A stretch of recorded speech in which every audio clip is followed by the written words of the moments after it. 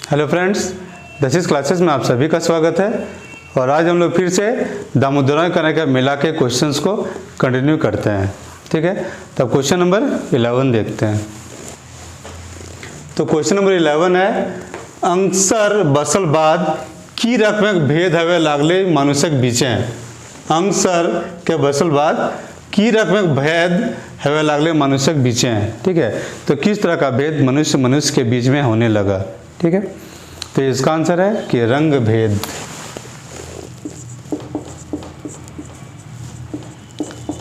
यानी करिया रुकिए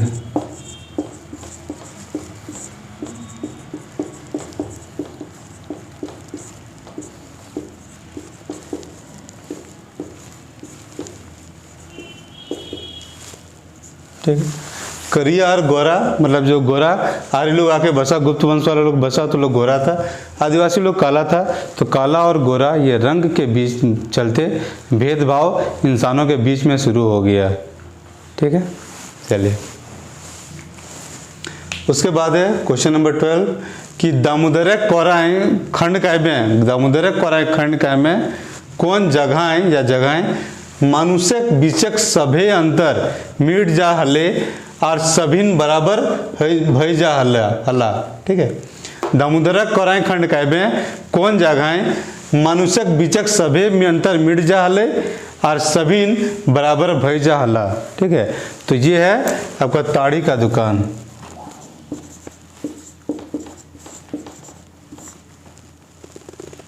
ताड़ी घार का लीजिए या दुकान का लीजिए। ठीक है, ताड़ी के घर या ताड़ी का दुकान। होता ये था कि वहाँ पे नशा हो जाता था। ताड़ी पीने के बाद, नशा होने के बाद कौन अमीर कौन गरीब, कौन काला कौन गोरा, इन जनरल सब चीज़ पार हो जाता था। जो भी भेदभाव था, सामाजिक भेदभाव, वहाँ पे सब एक हो जाया करता था। तो लेकिन जैसे रात होता, बेसिकली रात के टाइम का ये होता था, जैसे ही सुबह होता था तो वैसे ही फिर से दोबारा जो भेदभाव, सामाजिक भेदभाव था वो शुरू हो जाता था। ठीक है, और इसीलिए कहा जाता है कि ताड़ी के घर में आपका प्रेम का नहर बहता था। ठीक है, कभी कई शब्द है प्रेमक नहर बहो हले ताड़ी घारे है। ठीक है, तो प्रेम का नहर बह रहा है तो इसीलिए ताड़ी का घर है इसका आंसर। ठीक है, अब आगे देखते हैं। उमादित्य राजा शुरू में कौन देवी देवता भगत हला। ना, उमादित्य राजा शुरू में कौन देवी देवता को मानते थे, तो ये है दुर्गा और शिव।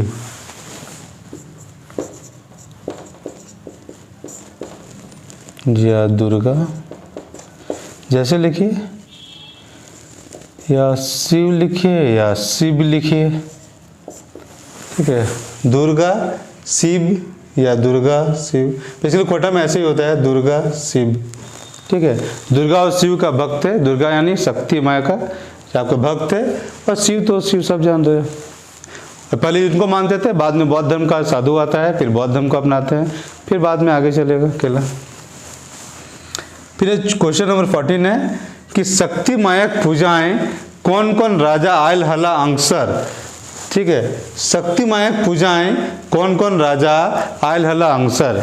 तो कौन कौन राजा या फिर कहाँ कहाँ से राजा लोग आए थे शक्ति माँ के पूजा में। ठीक है, तो वो 3 जगह से आए थे। एक तो थे आपका नागवंशी राजा। ठीक है, तो नागवंशी को तो सब जानते हैं, जो भी हिस्ट्री का, मतलब झारखंड का हिस्ट्री पढ़े हैं।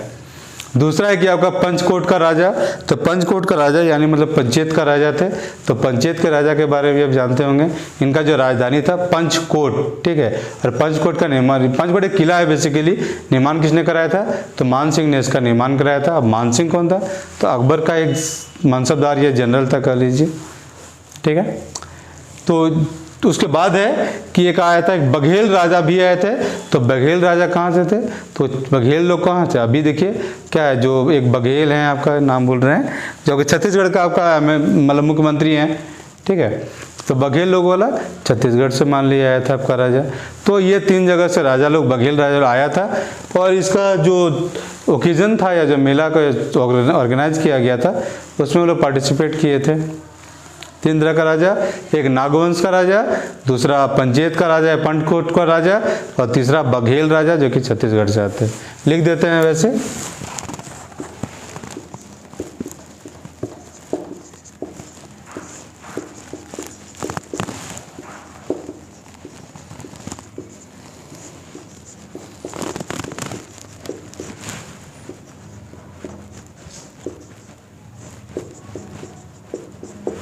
ठीक है। नागवंशी राजा, पंचकोट का राजा और बघेल राजा, तीनों राजा एक गेस्ट के रूप में इस मेला में भाग लेने के लिए आते हैं। ठीक है, अब आगे देखते हैं 15वां क्वेश्चन, लुगु पहाड़ कहाँ है? ठीक है, तो लुगु पहाड़ बेसिकली क्वेश्चन टाइप में नहीं है, चूंकि एक जगह पे चर्चा किया गया है कि पारसनाथ से लेके लुगु पहाड़ का तक का आदमी लोग वहाँ पे जुटा था। तो पारसनाथ तो सब जानते हैं, लुगु पहाड़ का मे भी कुछ लोग जानते हो क्योंकि बहुत फेमस है, पर ना भी जानते हैं तो हम बता देते हैं। तो जो लुगु पहाड़ है ये आपका तेनूघाट डैम के पास है, और तेनूघाट डैम आपका क्या कहते हैं पेटरवार के पास है, जो कि बोकारो का इलाका में आता है। ठीक है, तेनूघाट डैम के बगल में आपका लालपनिया नामक जगह है, और लालपनिया के पास ही आपका लुगु पहाड़ है। और इसी में जो संथाली लोग हैं वो लोग मतलब संथाल लोग, आदिवासी लोग कह लीजिए, तो वो लोग अपना एक सम्मेलन हर साल लोग मनाता है, और पूरे दूर दूर से संथाली लोग आता है और वहाँ पे जुटता है। और माना जाता है कि जो बहुत पहले कभी वो लोग का मीटिंग हुआ था और अपना नियमों का वहाँ पर वो लोग निर्धारण किया था। इसीलिए लुगु पहाड़ को संथाली लोग बहुत इंपॉर्टेंट मानता है। ठीक है, तो ये हो गया आपका लुगु पहाड़। बेसिकली ये क्वेश्चन के रूप में राय या ना पता, लेकिन एक जानकारी के रूप में बता रहे हैं कि लुगु पहाड़ क्या था और कहाँ पर था। ठीक है, तो चलिए अब फिर नेक्स्ट क्वेश्चन देखते हैं। चलिए देखते हैं अब 16वां क्वेश्चन। तो दामोदर कोराय खंड कहबे सार चीज केकरा मानल गेल है या है? दामोदर कोराय खंड कहबे सार चीज ककरा मानल गेल है? तो सार वस्तु या सार चीज किसको माना गया है? इसमें प्रेम को माना गया है, प्रेम या प्रेम। ठीक है, तो प्रेम या प्यार कर लीजिए। ठीक है, तो प्यार को माना गया है आपका सार चीज। इसे बेसिकली बताया कि जीवन में जितना ऊंच नीच का भेदभाव, ये वो शोषण वगैरह हो रहा है, सब कुछ हो रहा है, सब हमने कचरा पाल के रखे हैं, उससे बेहतर है कि सभी इंसानों से प्रेम कीजिए, बराबर मानिए, प्रेम कीजिए और सुख और शांति से रहने का कोशिश कीजिए। तो इसीलिए प्रेम को आपको सार चीज माना गया है, जीवन का सार तत्व। ठीक है, आदमी आता है, मिटता है, चला जाता है, ये सर्कल तो चलते ही रह रहा है। ठीक है, तो चलकर रहा तो छोटा सा जिंदगी है, तो इतना हिंसा या द्वेष रख के क्या फ़ायदा है? तो सबके साथ प्रेम से रहिए। ठीक है, तो इसलिए प्रेम को आपको जीवन का सार चीज माना गया है इसमें। ठीक है, अब इसका नेक्स्ट क्वेश्चन आता है। तो मानुष बन के मनुष्य से यार करा अपन मन से, जात पात छोड़ के प्यार किया करा सभे जन से। फिर से पढ़ते हैं, मानुष बन के मनुष्य से यार करा अपन मन से, जात पात छोड़ के प्यार करा सभे जन से। ठीक है, ये बात क्या कहल है दामोदर कोराय खंड कैब में? तो इस बात को दामोदर कोराय खंड कैब में कौन बोला है? ठीक है, तो एक्सप्लेन कर देते हैं, फिर देखते हैं। तो मानुष बन के मनुष्य से अपने से उससे दोस्ती कीजिए, अपने से उससे दोस्ती कीजिए, यानी मन से, मतलब सिर्फ ऊपरी दोस्ती नहीं, एक मन से आंतरिक रूप से उससे दोस्ती कीजिए, एक मिलजुल के रहिए। ठीक है, जात पात छोड़ के, और जातिवाद जो है, तो जात पात जो जाति का जो भेदभाव समाज में है, उस चीज़ को, या कोई जाति के नाम पे कोई ऊंचा बनता है, कोई नीचा बनता है, उस चीज़ को छोड़ के और प्यार करा सभी जन से। तो सभी इंसानों से आप प्यार कीजिए, मतलब ठीक ठाक से मिलजुल के रहिए।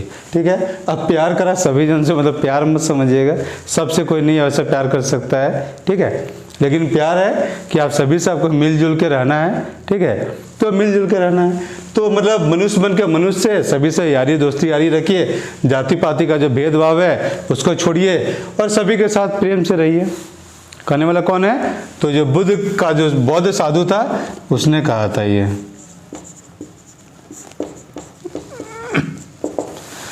ठीक है, तो ये कहना था कि बौद्ध साधु का, ये बौद्ध साधु का रास्ता था, बौद्ध धर्म के हिसाब से बताया था कि जात पात ये वो सब छोड़ छाड़ के सभी के साथ प्रेम से रहिए। ठीक है, आगे देखते हैं। एक और बात है इसमें कि तार बेसी ऐंठ देलें तुम्बा बाजा टूट जाए। ठीक है, तार बेसी ऐंठ देलें तुम्बा बाजा टूट जाए, और बेसी लोल मांझे मांझ जिंदगी के बिना तभी बाजे। ठीक है, यदि ये बात क्या कहल है दामोदर कोराय खंड कैब में, इस बात को भी कौन कहा है दामोदर कोराय खंड कैब में? ठीक है, तो फिर इसको समझते हैं, फिर देखते हैं कि ये कौन कहा है, ये क्या कहा है। ठीक है, तो तार बेसी टाइन देलें तुम्बा बाजा टूट जाए। तो तुम्बा है कि आपका एक तरह का स्वर निकालने वाला एक यंत्र होता है, बीना होता है या फिर ढोल ढाक टाइप का होता है। तो ये वैसा नहीं है, तार टाइप के एक बड़ा सा ऐसे होता है और इसको बजाया जाता है अपने ये घिस घिस के, ठीक है। तो तुम्बा, तो उसको तुम्बा में उसमें एक तार लगा हुआ होता है। तो तार को अगर आप ज़्यादा टाइट बांध दीजिएगा तो वो टूट जाएगा, ज़्यादा ढीला छोड़ दीजिएगा तो बजेगा ही नहीं, ठीक है। तो आपको बीच बीच में रखना होता है, ना ज़्यादा टाइट ना ज़्यादा ढीला, तब जाके वो ठीक से बजता है। और तो उसी का नेक्स्ट लाइन में है बेसी लोल बेसी मांझे मांझ, और बेसी लोल छोड़िएगा तो मतलब बजेगा नहीं, मांझे मांझ मतलब बीच बीच में रखिए, ना ज़्यादा टाइट ना ज़्यादा ढीला। तो जिंदगी का बीना तभी बजे।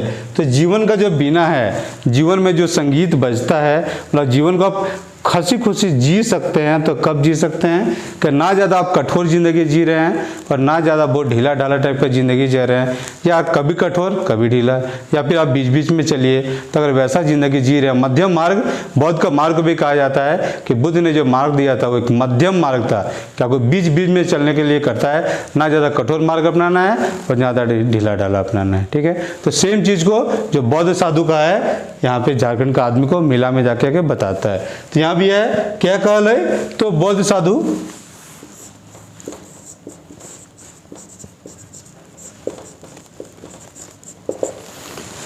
ठीक है। तो जीवन को कैसे मध्यम मार्ग को अपना के चलना है, ये भी बौद्ध साधु का है। जातिवाद को ना मान के कैसे जीवन को जीना है, ये भी बौद्ध साधु का है, ठीक है। अब इसका नेक्स्ट क्वेश्चन देखते हैं कि बौद्ध साधु से केकरा दुख भैल है दामोदर कोराई खंड कायब में। मतलब बौद्ध साधु जो इतना प्रवचन दिया, ये सब अच्छा अच्छा बात बताया, इससे किसको दुख हुआ। तो इससे किसको दुख हो सकता है, जो इसका उल्टा कर रहा था, मतलब जो शोषण कर रहा था, ठीक है। तो इसमें शोषण कौन कर रहा था, तो वो था आपका राज पुरोहित। का आंसर देखते हैं,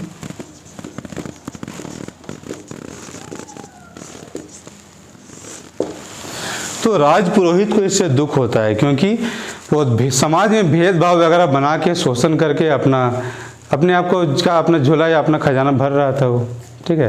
तो चूंकि ये सब आदमी जब समझ लेगा तो शोषण नहीं होगा, शोषण को सहेगा नहीं, आपस में भेदभाव नहीं होगा, तो फिर गड़बड़ काहे के लिए होगा, शोषण ही नहीं करेगा तो, ठीक है। तो इसलिए इसको दुख होता है, ठीक है। तो चलिए तो कुछ क्वेश्चन और बचा हुआ है तो उसको भी देखते हैं। चलिए आप देखते हैं 20वां क्वेश्चन। तो 20वां क्वेश्चन है कि दामोदर कोराई खंड कहबे टांगी कांड बलम तलवारें चित्ती कैसे लायक गेल हल। दामोदर कोराई खंड कहबे टांगी है, टांगी सब समझते होंगे मे भी, ठीक है। कांड, तो कांड भी तो तीर समझते होंगे, बल्लम मतलब भाला, तलवार तो समझते हैं। उसमें चित्ती है मतलब उसमें क्या कहते हैं, रस्ट लग गया था, मतलब उसमें रस्टिंग हो गया था, क्या कहते हैं उसको, जंग लग गया था, ठीक है। तो ये सब जो हथियार था, हथियार में जंग लग गया था। तो जंग कैसे लग गया था, क्योंकि जो गौतम बुद्ध का जो यहाँ उपदेश दिया था, तो उपदेश का एक हिस्सा है कि जनता को आपको अहिंसा का पालन करना चाहिए, और अहिंसा का पालन कर रहा है तो सेना भी कुछ तो लड़ने की कोई ज़रूरत नहीं है, लड़ उड़ नहीं रहा है तो नहीं लड़ेगा, लड़ने की ज़रूरत ही नहीं है। तो जाहिर है कि ये सब में चित्ती या जंग लग जाएगा हथियार सब में, ठीक है। तो ये अहिंसा के नीति के कारण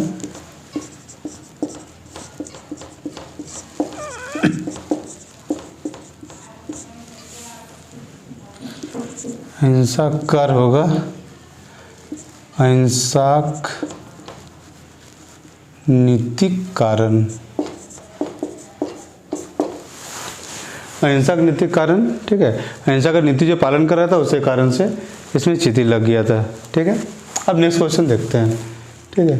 तो ऊंच नीच केव नाय सब बहिन बहिन भाई भाई क्या ईटा कहल है दामोदर कोराई खंड कहबे हैं, ठीक है।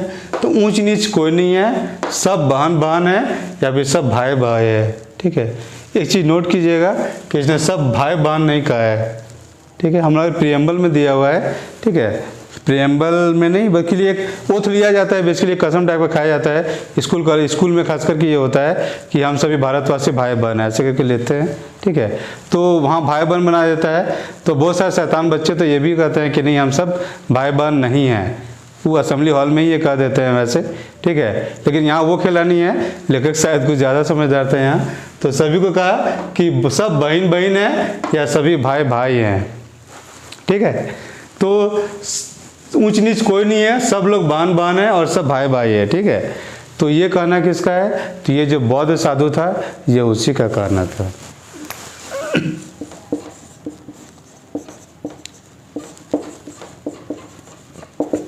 ठीक है। तो सभी में भाईचारा बढ़ाने की कोशिश कर रहा था ही, और भेदभाव शोषण को ख़त्म करने का वो अपना उपदेश दिया था वो, ठीक है। मतलब लेखक सब इस चीज़ को इसी तरह से इंटरप्रेट किया है, ठीक है। अब इसके बाद है जो आज का कम से कम ये लास्ट क्वेश्चन है कि हतभागा केव नाय रख लें सर्गेक लोभ क्या करे, ठीक है।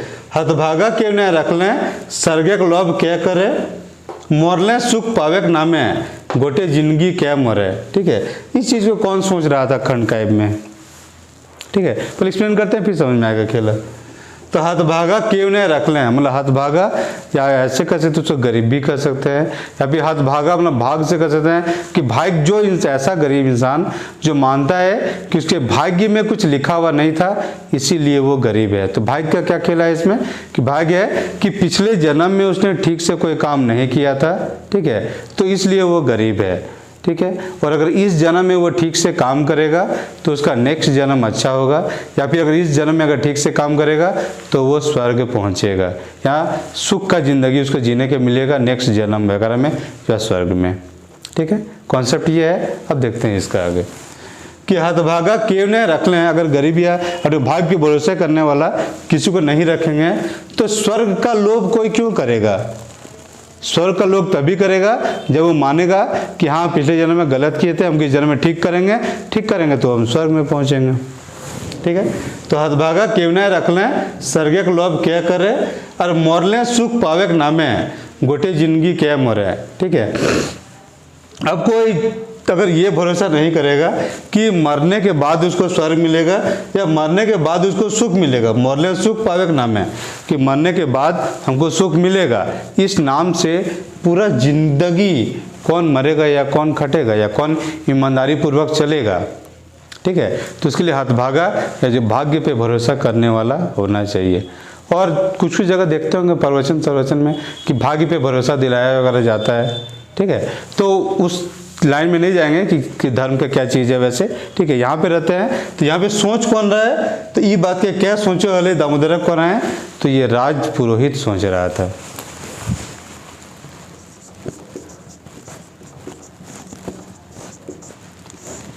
हो सकता है कि राजपूत रोहित वहाँ पे शोषण कर रहा था किसी भी नाम से किसी भी तरीके से, तो ये सोच रहा था कि इंसानों को गरीब नहीं रखेंगे तो भी जाहिर है कि वो आगे भाग्य वगैरह पे कैसे भरोसा करेगा, पुनर्जन्म दिस डेट पे कैसे भरोसा करेगा, इसीलिए उसको उस जगह पे रखना जरूरी था। या उसी तरह से कुछ सिस्टम ही डेवलप किया होगा कि वैसा वो मेंटेन रहता होगा, और उसी को जो बौद्ध साधु आया था वो सबको बराबरी पे ला रहा था, तोड़ने का कोशिश कर रहा था वो, ठीक है। तो तब इसके बाद एक चीज़ और देखते हैं, ठीक है। तो इसके जिस्ट को जरा एक बार देखने की कोशिश करते हैं कि मेला जो दामोदर कोराई है इसे दो भाग में भाग ज़्यादा है। शुरुआत में हमें सिर्फ एग्जाम इसके हिसाब से जो दो भाग पढ़ना है, सिलेबस पे से दो भाग है। तो एक मेला है, एक सरंची कमल है, ठीक है। तो पहला भाग मेला है, तो मेला को थोड़ा सा जिस्ट को समझने की कोशिश करते हैं।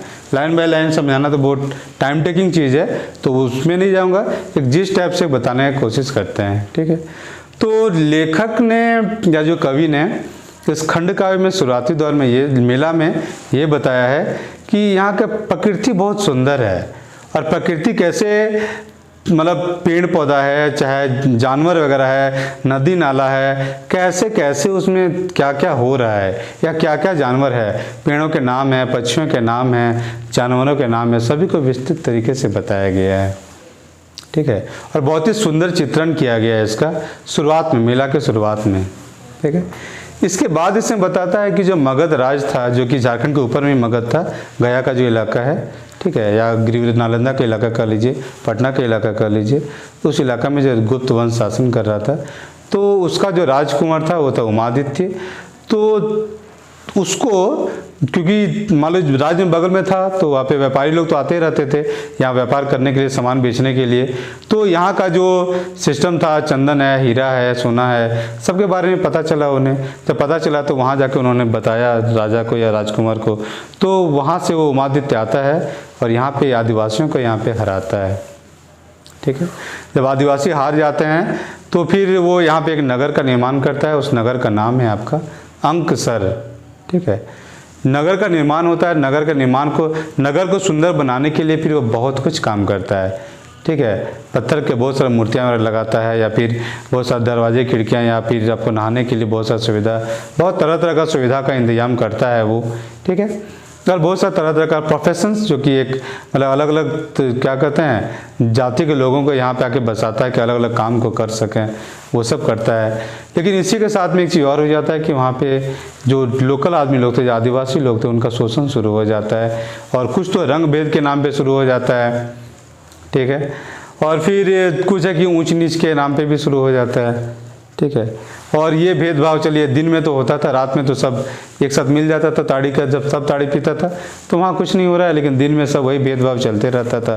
और चूँकि ये भेदभाव नामक जो अनइक्वालिटी बेस्ड जो सोसाइटी बन गया था, उस जगह पे जब एक आयोजन होता है दोबारा, कि जो दुर्गा पूजा कर लीजिए या जब मेला का जो आयोजन किया जाता है राजा के द्वारा, तो वहाँ पे एक बौद्ध साधु आता है, फिर वो बराबरी का सिद्धांत देता है कि कैसे हर इंसान को समाज में बराबरी के साथ रहना चाहिए, मानना चाहिए, भेदभाव नहीं करना चाहिए, ऊंच नीच नहीं करना चाहिए। ठीक है, और वो कहता है कि मनुष्य ही सबसे बड़ा देवता है, सब मनुष्य को ही उसने सर्वप्रमुख माना है। उसने आत्मा वगैरह का ये नहीं किया है। आत्मा मतलब कहता है कि प्रकृति में जो भी आया है सभी कुछ मरता है, कोई भी चीज़ मतलब ये जिंदा हमेशा नहीं रहता है, और इसी जब आना मरना ही है तो बेहतर है, तो कुछ दिन का ज़िंदगी है तो बेहतर है कि ठीक से जी के जाइए। ठीक है, लेकिन बताता है, लेकिन फिर से जब कुछ दिन और आगे बढ़ता है तो कुछ कुछ कुरीतियाँ उसके चलते आने लगता है। तो ये अहिंसा का सिद्धांत था। अहिंसा का सिद्धांत के कारण प्रॉब्लम आता है, क्योंकि सभी अगल बगल के राजा लोग या जो भी कहिए, सभी समझदार तो नहीं उतना होते हैं, तो जाहिर है कि वो लोग अटैक करेंगे तो फिर आपको दिक्कत आएगा। ठीक है, तो उसमें होता है कि फिर जब परिस्थितियाँ थोड़ा सा चेंज हो जाता है, बौद्ध धर्म में जब कुछ कुरीति आ जाता है, तो फिर से दोबारा जो हिंदू धर्म पुराना धर्म था वो दोबारा वापस आ जाता है, और फिर समाज फिर वैसे ही चलने लगता है। ठीक है, तो बेसिकली इतना ही बताया गया आपका मेला में। ठीक है, अब जिसका नेक्स्ट पार्ट आएगा वो सरंजी कमल। वहाँ पे जो इस खंड काव्य का जो हीरो हीरोइन है, ठीक है, सरंजी और कमल केतु, उनको इंट्रोड्यूस किया जाएगा। कैसे इंट्रोड्यूस किया जाएगा देखिएगा, बहुत अच्छा से उनको बताया गया है। और उसमें एक चीज़ और इंटरेस्टिंग चीज़ बताया गया है सरंजी कमल में, कि वहाँ हीरोइन हीरो को बचा रही है। जनरली होता क्या है कि हीरो हीरोइन को बचाता है और उनके बीच में प्यार होता है। यहाँ इंटरेस्टिंग चीज़ यही है कि यहाँ हीरोइन हीरो को बचा रही है और उसके बाद उनके बीच में प्यार पनपेगा। ठीक है, लेकिन वो कल की क्लास मतलब कल के वीडियो में देखते हैं, और तो अभी के लिए तो इतना में रखते हैं। Thank you.